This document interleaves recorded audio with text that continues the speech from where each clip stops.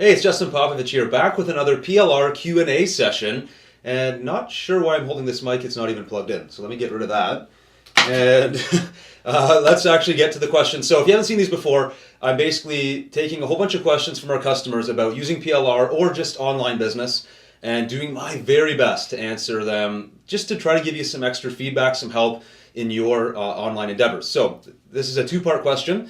First part, when using a large PLR package, for example, our Resolution Revolution, which was a New Year's resolution PLR pack, is it enough to change the cover and header, the graphics, footer, links, and so on? In her case, I made them more feminine and some of the main product content, or should I significantly modify the blog posts, etc.? Your content is high quality and usable as is, so I don't want to fix it when it ain't broken. So let's deal with that question first, and I'll go on to the second one.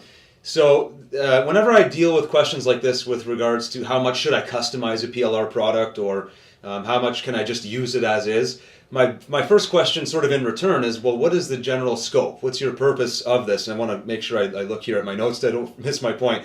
But what is your goal? What is your goal overall? Are you developing a single offer? Are you buying this PLR product to put it up for sale, maybe on a WordPress site, maybe one of your existing blogs or websites, maybe on its own domain? Or is this part of a longer strategy where maybe you have a membership site or some kind of ongoing training program where people are going to be paying you on a recurring basis, or maybe a few times a year, for access to ongoing training?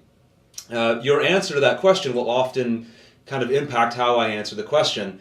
For a product like Resolution Revolution, so for those of you watching that haven't seen it, it was effectively a totally done-for-you New Year's resolution product where we had blog posts that kind of got people interested in New Year's resolutions. We had a big ebook about some specific tips, strategies on how to get more out of your New Year's resolutions, plus an actual guide that the student could follow and really hit their resolutions for the year. So it was kind of a done-for-you system. A lot of it could be used as is. Here's the thing. If you're doing a single product offering or a membership, at the end of the day, it's your business, it's your branding, it's your company that's presenting this solution to your audience. And so my sort of feedback to that is you should always have your voice and your message sort of weaved inside of that. So whenever we create a PLR product, for me personally, my vision is this product can be used as a baseline to then sort of be injected into your workflow, into your life cycle of your business.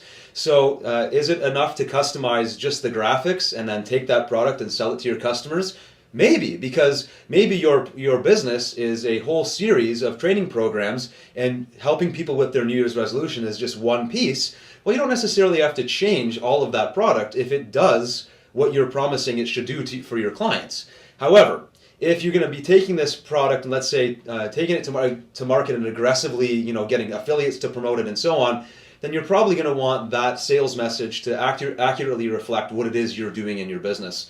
So if there are blog posts that get people sort of reading about it and interested in the main product, then just taking our blog post and putting it up on your blog as is may not be enough. What you might want to do is something like my friend Dennis Becker does, where he'll license some products and then he'll make a Becker's Notes version of them where he kind of goes through all of the information, and people can download the original material, or they can download or they can download that material plus his notes, which are sort of an encapsulation or summary of what he got from that material. And that's his way of sort of making it unique. So that's a great strategy. I know I'm one of his customers. I use that from him all the time, so I get value from that.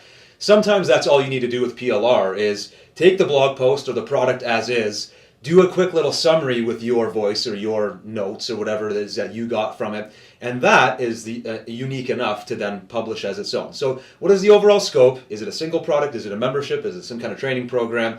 Based on your answer to that, how do you make it consistent with your overall brand? So that sort of hopefully answers the first part of your question.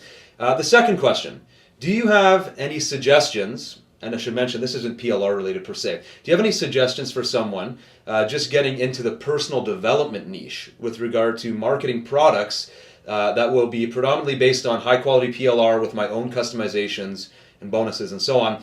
I'm looking into Facebook as a place to start. Any thoughts? So this is, like I said, this isn't necessarily a PLR related question. Not even really online business in general. This is specific to the personal development niche. So this may or may not apply to you. However, the answer might help you regardless of what you're doing in your business.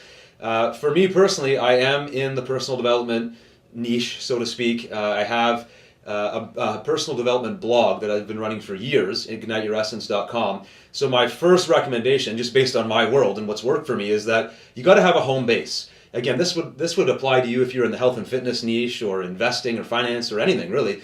But in the personal development space, some kind of a home-based blog where people can visit on an ongoing basis and get advice from you as the author or the speaker or the coach, whatever you may be, where you're updating content on an ongoing basis. For me, you can go to igniteyouressence.com and see what kind of advice I was giving back in 2009 and some different motivational tips and stuff like that right through up till today. And that blog I can use to promote all kinds of stuff, and I can also use it to build my list. So the main thing with the personal development niche is you want to have a home-based, like a blog. If you don't want to do a blog, I'll give you a Facebook fan page as an example. That's another way of doing it. Or even a YouTube channel. If you like to do a lot of videos like this, just having a YouTube channel might be enough as long as you can send that traffic somewhere that you control. Because the next piece is you want to make sure that you're building a list. You really want to build two lists. You want to build a freebie list, people that are just sort of prospects interested in what you do. Sometimes it can be as simple as getting people to subscribe to your blog, to the RSS feed. And then you want to have a second list, which is people that have bought something from you. So one of your personal development products, or maybe a coaching session with you. I don't know. It depends on what you're promoting in your personal development brand.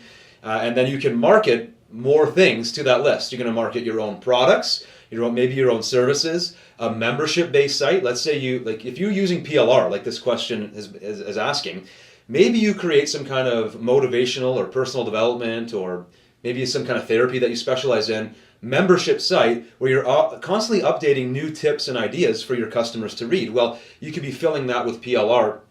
As an example, we want to make sure that you have stuff to add to that membership, but also that you have content that promotes it. If people are only on your freebie list, how do you get them to join that membership? You want to have lots of stuff on an ongoing basis. So you're going to want to promote your own stuff, plus some affiliate products. By no means are you personally going to be able to cover every topic in any niche, but specifically in personal development, there's all kinds of sub-niches or specializations inside of that. And there's some great products and great authors and product creators and affiliate programs inside of there where you can also make money. So when you're getting into the personal development niche, especially as an online marketer, you want to make sure that you're not just looking at selling your own stuff, but if there are complementary products or services or programs you can promote, it's another great way to monetize that traffic. So you got your home base, you're building a freebie list, you're building a buyer's list. If you are using PLR, here's a great little tip. What I do is I buy solo ads, specifically from self-help or personal development specialists, and they mail their lists. Let's say it's a 1,000-click solo ad of people who are interested in self-help products or ebooks or whatever. And what I did was I included a one-time offer. So let's say the solo ad promotes some kind of freebie that I give away. Right after they put their name and email away into that box, they confirm, and they have this little pop-up for them that says, right now I've got a 90% discount on the Quit Your Job Manual, which is one of our PLR products at Best Quality PLR. It happens to be a product I wrote personally, and then later on I made PLR rights available, so you could actually copy this. And so people opted in for my free motivational series. They got this one-time offer for the Quit Your Job Manual that I have on a website selling publicly for $97, but on this one-time offer on a hidden page, they could get it for $10. So it was basically $100 down to $10, so it was 90% discount. On the last solo ad I did, I got around 1,000 clicks, and I think I had 15 to 18 or so people take that $10 offer. So immediately I recovered $170 of my investment for those 1,000 clicks. Now in the self-development niche, you're going to spend anywhere from 70 cents to $1 per click. So I still had quite a bit of money to make up from that ad. If I bought 1,000 clicks, I think it ran me around $750. But right away I recovered $170, and I've got an autoresponder sequence that gets sent out to all of those subscribers promoting my own products. Some of them are PLR products that I repurpose, and I have some affiliate promos mixed into there as well, plus future stuff that I plan to market as well. So my last tip about the personal development niche is you want to find out who the players are. So how did I know where to get that solo ad? Who did I buy the solo ad from? You want to go to, I want to make sure I get the website right, selfimprovementgifts.com. It's a yearly giveaway, and it's run by a number of different marketers in the self-improvement niche. You can look at that homepage and actually see the names of a lot of the major players in that niche, and you can start reaching out to them and get to know them. A lot of them sell solo ads specifically for the self-help market, And that's what I did, as I bought some solo ads from some people right inside of that giveaway. You'll see their names right on that page. That's how you get in there. Buy some solo ads from them, get to know them a little bit, see what kind of joint venture opportunities exist, see what kind of stuff their customers buy. Maybe you can create more of that stuff, especially if you're really good, if you're a specialist at what their customers are looking for. That's some of my best advice for getting into the self-improvement niche. Hope you like that, because that's not necessarily something I share all that often.